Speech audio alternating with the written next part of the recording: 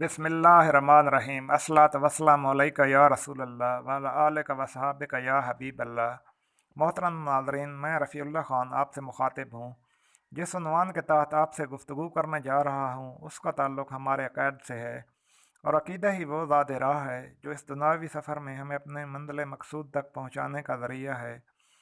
मुसलमान पर उसकी मंज़िल मकसूद कुरान व सुन्नत रसूल सल्लल्लाहु अलैहि वसल्लम में वाज़ेह है, और मोमिन की यह पहचान है कि वो अंधा, गूंगा और बहरा होकर किसी भी नज़रिया व अक़ीदा को नहीं अपनाता, बल्कि अपनी राह का तयन कुरान व सुन्नत की रोशनी में करता है। अब यार की शुरू ही से ये कोशिश रही है कि वो किसी तरह मुसलमानों को बहम, अफरात व तफरीत का शिकार करें। अल्लाह तबारक व तआला कुरान पाक में इरशाद फरमाते हैं, वतासिमु बिहब्लिल्लाहि जमीअन वला तफर्रकू, और अल्लाह की रस्सी को मजबूती से थाम लो और आपस में तफरकाबाजी में ना पड़ो।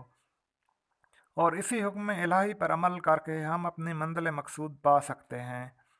जिस मौजू पर मैं अपनी साबिक़ा वीडियो में गुफ्तगू कर चुका हूँ, यानी मोहम्मद बिन अब्दुल वहाब और हमफरे की दास्तान, वो भी यहूद व नसारा ही की अपने हसूल मकासद के हसूल के लिए कोशिश थी, और आज तक वो कोशिशां हैं, चाहे वो मिर्ज़ा कादियानी की सूरत में हो, अब्दुल्ला चकड़ालवी की सूरत में सुन्नत रसूल सल्लल्लाहु अलैहि वसल्लम थे इनकार हो, या इब्न अब्दुल वहाब की सूरत में। अगरचे हमारे अहबाब इसको यानी हमफरे की तहरीर को गलत करार देते हैं, लेकिन हमारी बहस का मौजू मोहम्मद बिन अब्दुल वहाब के अफकार व अक़ायद हैं, जो साहिब दिल मुसलमान को सोचने पर मजबूर कर देते हैं कि वो यानी मोहम्मद बिन अब्दुल वहाब और उसके पैरोकार किस बेराह रवी का शिकार थे और आज हैं। ये गुफ्तगू तारीख़ी किताब सल्तनत अस्मानिया तहरीर डॉक्टर अली मोहम्मद मोहम्मद असलाबी और इसके मुतरजम जनाब अल्लामा मोहम्मद ज़फ़र इकबाल कलियार साहब की तहकीक व हवालाजात पर मबनी है।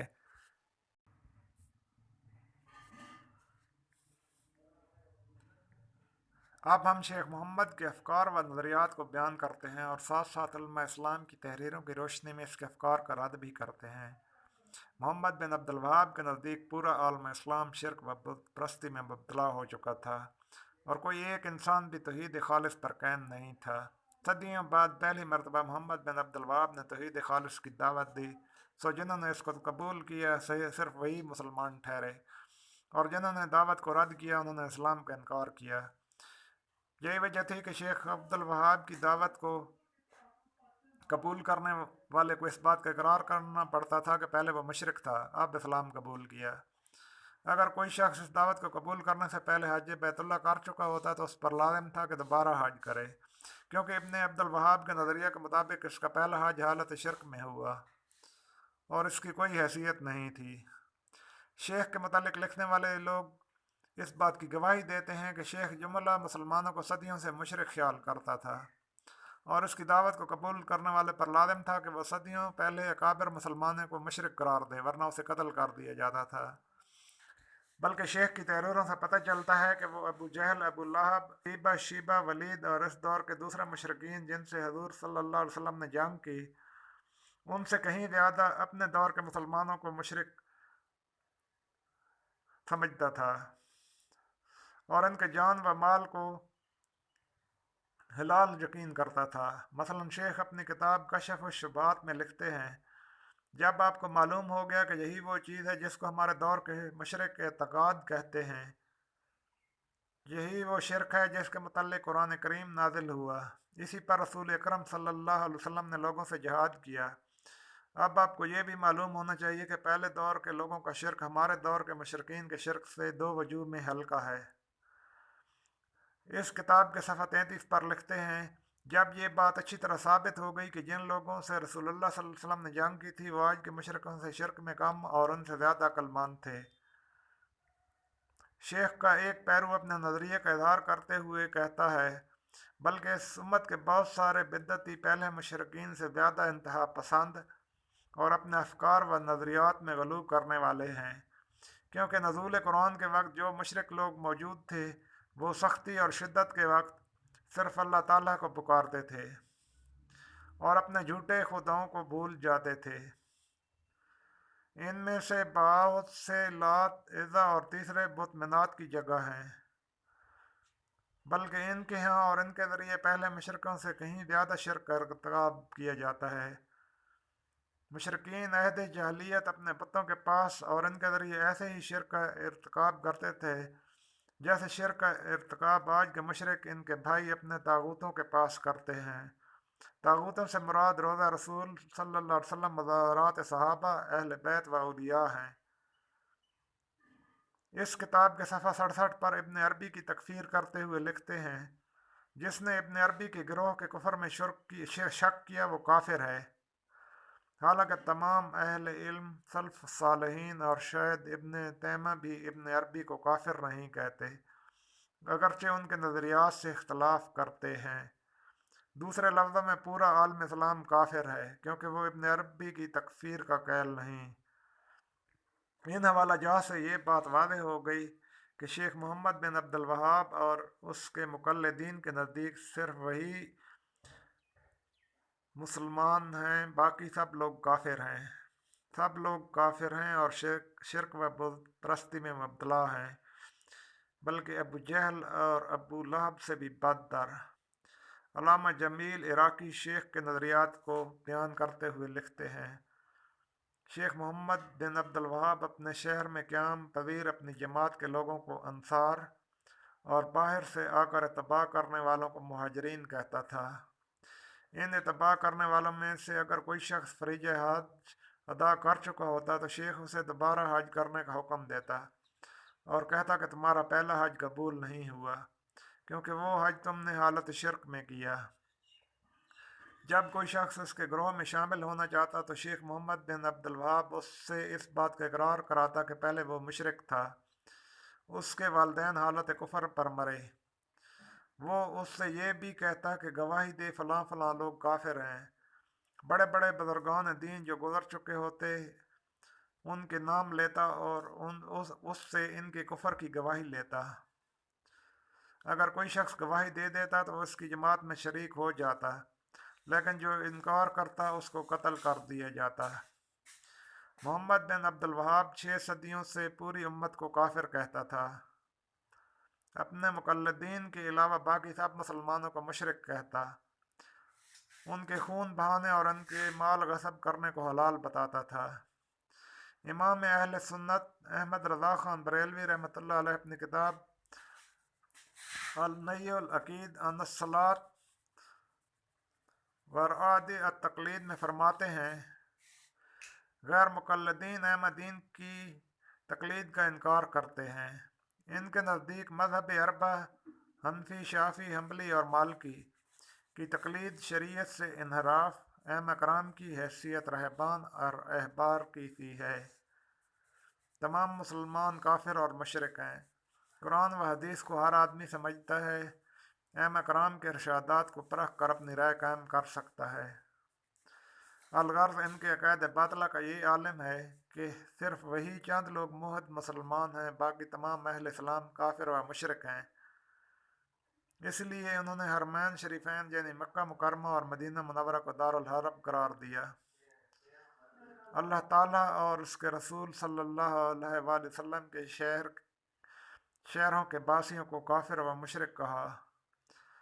جہاد کے نام سے ان کے خلاف علم بغاوت بلند کیا اور شیطان مردود کے پرچم کو بلند کیا۔ حضرت امام محمد بن عابدین شامی المتوفی 1252 ہجری در مختار کے حاشیہ رد المختار میں لکھتے ہیں، جیسے ہمارے زمانے میں محمد بن عبد الوہاب کے پیرو جنہوں نے نجد سے دولت عثمانیہ کے خلاف خروج کیا ہے اور حرمین شریفین پر قبضہ کیا ہے، یہ لوگ اپنے آپ کو حنبلی مذہب کی طرف منسوب کرتے ہیں، لیکن نظریہ یہ رکھتے ہیں کہ جو شخص ان کے نظریات کی مخالفت کرتا ہے مشرک ہے۔ اسی وجہ سے یہ لوگ اہل السنہ کے عام افراد اور علماء کو قتل کرنا حلال خیال کرتے ہیں۔ انہوں نے حجاز مقدس کے رہنے والوں پر بڑے مظالم ڈھائے ہیں، حتیٰ کہ اللہ تعالیٰ نے ان کی کمر توڑ کر رکھ دی۔ ان کے زیر اقتدار علاقے تباہ و برباد ہوئے اور 1233 ہجری میں مسلمان فوجوں نے ان پر فتح حاصل کر لی۔ الغرض اس میں کوئی شک نہیں کہ یہ لوگ اپنے علاوہ تمام دنیا کے مسلمانوں کو مشرک یقین کرتے ہیں۔ اس نظریے کی تردید محمد بن عبد الوہاب کا یہ نظریہ کہ 6 صدیوں سے پورا عالم اسلام مشرک چلا آ رہا ہے اور صرف اس کے ماننے والے مسلمان ہیں غلط ہے۔ ایک اس وجہ سے کہ یہ تمام لوگ اہل قبلہ ہیں اور کسی اہل قبلہ کو کافر کہنا روا نہیں، جیسے کہ رسول اللہ صلی اللہ علیہ وسلم کی حدیث پاک ہے۔ آپ صلی اللہ علیہ وسلم نے فرمایا، اہل قبلہ میں سے کسی کی تکفیر نہ کرو۔ ابو داؤد کی حدیث ہے یہ۔ پھر یہ لوگ کسی ضرورت دینی کا انکار بھی نہیں کرتے، اور جو کسی دینی ضرورت کا انکار نہیں کرتا وہ کافر نہیں ٹھہرتا، کیونکہ دار اسلام سے انسان صرف اس وقت خارج ہوتا ہے جب وہ اس چیز کا صراحتاً انکار کرے جس چیز کا اقرار کر کے وہ دار اسلام میں داخل ہوا تھا، جیسا کہ علماء محققین لکھتے ہیں، لا یخرج الانسان من الاسلام الا اجہد ما ادخل فیہ۔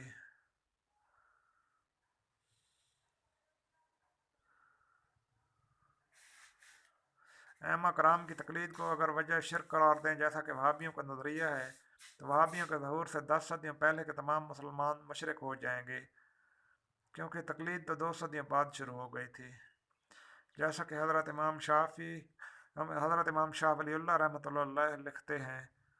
2 صدیاں گزرنے کے بعد مسلمانوں میں تقلید شخصی شروع ہوئی، اور کوئی کم ہی رہا جس نے کسی امام معین کے مذہب پر اعتماد نہ کیا ہو۔ وہابیوں کے نظریے کے مطابق 2 صدیوں کے بعد محمد بن عبد الوہاب تک پورا عالم اسلام مشرک ٹھہرا، اعوذ باللہ۔ اس نظریے کے غلط ہونے کی دوسری دلیل علماء نے یہ بیان کی ہے کہ حدیث کی روح سے امت مسلمہ من حیث الجموع کفر و شرک پر جمع نہیں ہو سکتے، جیسا کہ صحیح بخاری شریف کی حدیث ہے، اللہ تعالیٰ جس کے ساتھ بھلائی کا ارادہ فرماتا ہے اسے دین کا فہم عطا فرما دیتا ہے، اور یہ امت ہمیشہ صحیح دین پر قائم رہے گی یہاں تک کہ قیامت آ جائے۔ جزیرۃ العرب کے بارے تو حضور صلی اللہ علیہ وسلم نے خصوصیت سے یہ خبر دی کہ وہ شرک میں مبتلا نہیں ہوں گے، جیسا کہ بے کی حدیث ہے،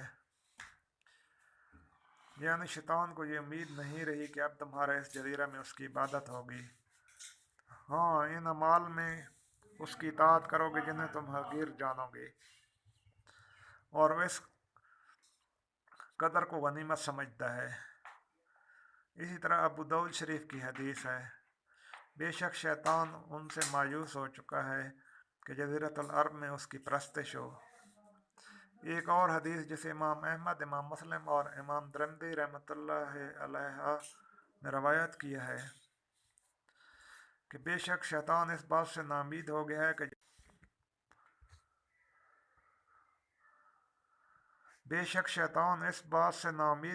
کہ جزیرۃ العرب کے نمازی اس کی پرستش کریں، ہاں وہ ان میں باہمی فساد پیدا کرنے کی لالچ رکھتا ہے۔ ان حدیث سے یہ بات بالکل واضح ہو گئی کہ مسلمان کفر و شرک پر جمع نہیں ہو سکتے، اور بالخصوص عرب کے لوگ شرک و بت پرستی میں مبتلا نہیں ہو سکتے، جبکہ شیخ محمد بن عبد الوہاب کا نظریہ یہ ہے کہ اس تحریک سے پہلے عرب و عجم کے لوگ مشرک اور بت پرستی پر جمع ہو چکے تھے، اور یہ سلسلہ 10 صدیوں سے برابر چل آ رہا ہے۔ دنیا میں کوئی ایک بھی موحد موجود نہیں تھا، نہ عجم میں اور نہ عرب میں، حتیٰ کہ محمد بن عبد الوہاب نے شرک اور بد عقیدگی کے خلاف علم بغاوت بلند کیا، اور لوگوں کو 10 صدیوں بعد پہلی مرتبہ صحیح اسلام قبول کرنے کی توفیق ہوئی۔ چونکہ یہ عقیدہ حدیث کے خلاف ہے، اس لیے اس کے باطل ہونے میں کوئی شک نہیں ہے۔ شیخ کا دوسرا نظریہ، تقلید شخصی جائز نہیں، اور ائمہ اربعہ کی حیثیت رہبان اور احبار کی ہے، لہذا جس شخص نے کسی کی تقلید کی اس کو رب تسلیم کیا، اور جس نے غیر اللہ کو رب تسلیم کیا وہ مشرک ٹھہرا۔ اس نظریے کا بطلان، بلا شبہ اہل اسلام کے لیے قرآن و حدیث ہی حجت ہے۔ اگر کوئی حکم واضح طور پر قرآن و حدیث میں موجود ہے تو ہر مسلمان پر لازم ہے کہ وہ اس کو مانے اور اس کے مطابق عمل کرے۔ قرآن کریم میں اجمال ہے، یعنی یہی وجہ ہے کہ حضور صلی اللہ علیہ وسلم نے قرآنی آیات کی تفسیر فرمائی۔ صحابہ کرام علیہم الرضوان، جن کی مادری زبان قرآن ہی کی زبان تھی، قرآن کریم کی تفسیر حضور صلی اللہ علیہ وسلم سے اخذ کرتے تھے۔ پھر وصال نبی کے بعد اصاغر نے اکابر صحابہ کرام علیہم الرضوان سے تفسیر قرآن کریم کو سیکھا، حالانکہ وہ قرآن کی زبان بولتے تھے اور اسی زبان میں ادب کہتے اور لکھتے تھے۔ قرآن کریم کے بارے کسی صحابی نے یہ نہیں کہا کہ حضور کے ارشادات عالیہ کو چھوڑ کر براہ راست استفادہ صحیح ہے۔ ہر ایک نے تفسیر نبوی پر اعتماد کیا، پھر تابعین نے صحابہ کی بیان کردہ تفسیر پر اعتماد کیا، اور یہ سلسلہ بعد کے ادوار میں بھی جاری رہا۔ حدیث پاک کی توضیح و تشریح کی بھی ضرورت محسوس کی گئی۔